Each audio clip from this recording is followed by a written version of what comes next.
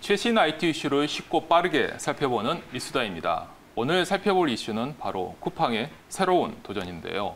쿠팡은 ssg.com, G마켓, 11번가 등과 함께 국내 대표 이커머스 기업으로 활동을 하고 있습니다.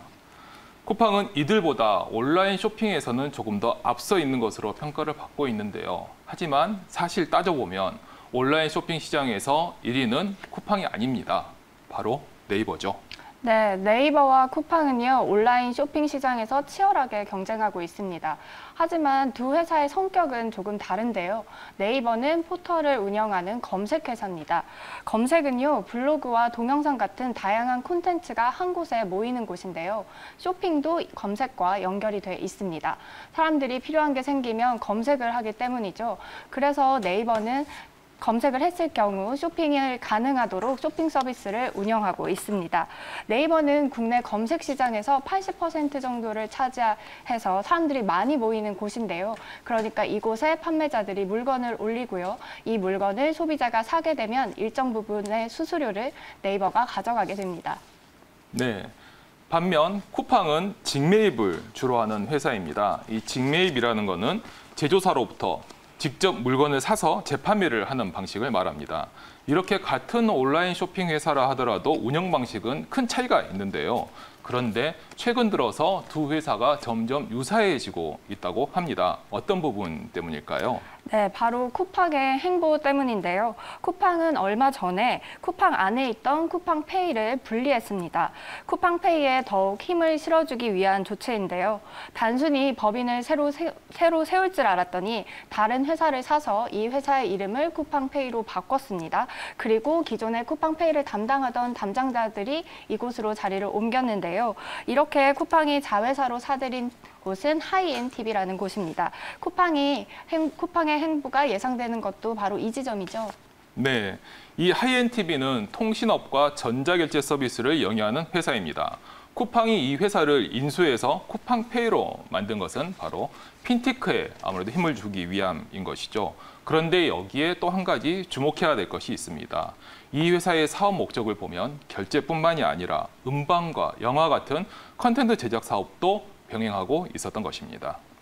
네, 그러니까 굳이 이 회사를 사들여서요, 자회사로 만든 걸 보면 쿠팡은 핀테크는 물론이고 콘텐츠까지 양쪽 모두에 힘을 줄 걸로 보이는데요. 실제 쿠팡페이의 사업 목적을 살펴보면요. 핀테크 관련 사업 외에도 인터넷 콘텐츠 개발과 공급, 음반, 비디오 게임까지 담겼습니다. 또 부동산 임대업이라든지요, 경영 자문도 사업 목적에 있죠. 네, 이대로만 보면 쿠팡의 사업권이 상당히 넓어질 것으로 예상이 됩니다. 마치 네이버가 검색 서비스를 하면서 부동산, 금융, 그리고 동영상까지 서비스 영역을 넓혔던 것처럼 이와 유사한 행보로 보이는 것이죠. 네, 두 회사의 닮은 꼴은 이뿐만이 아닙니다. 쿠팡은 최근에 싱가포르의 OTT 업체인 훅을 인수했습니다. 정확하게는 이 회사의 소프트웨어 사업 부분을 인수했는데요. 그런데 이 회사는 사실 서비스를 종료한 회사잖아요. 네, 맞습니다. 훅은 싱가포르 통신회사인 싱텔이 2015년에 만든 OTT 회사입니다. 이 회사는 싱텔과 함께 워너브라더스 그리고 소니 픽처스 같은 쟁쟁한 제작사들이 함께 만든 회사입니다.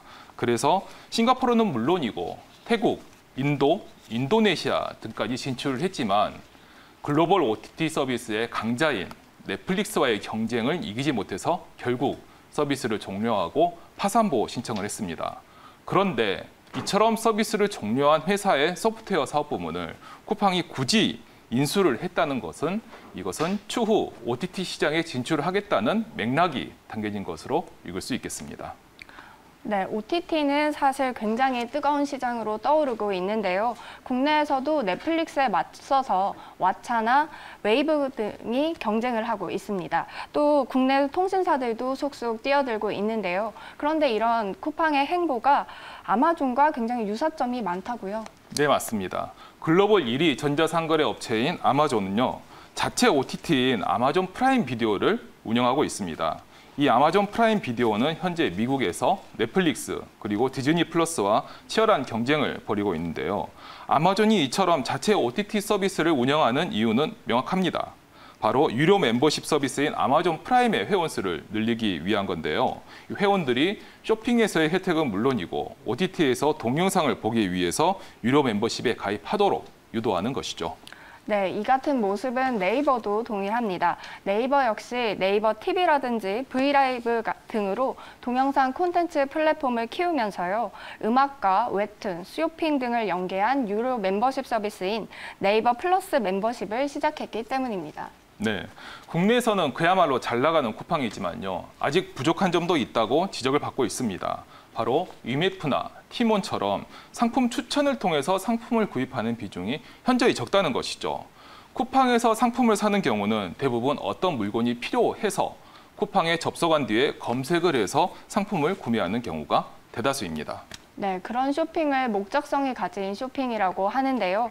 필요한 걸 구입하는 쇼핑도 중요하지만요. 우연히 상품을 보고 구입하는 충동 구매도 이커머스 업계에서는 굉장히 중요한 쇼핑 방식입니다. 이런 충동 구매가 일어나려면요. 목적이 없더라도 쇼핑 앱을 자주 들어가야 할 텐데요.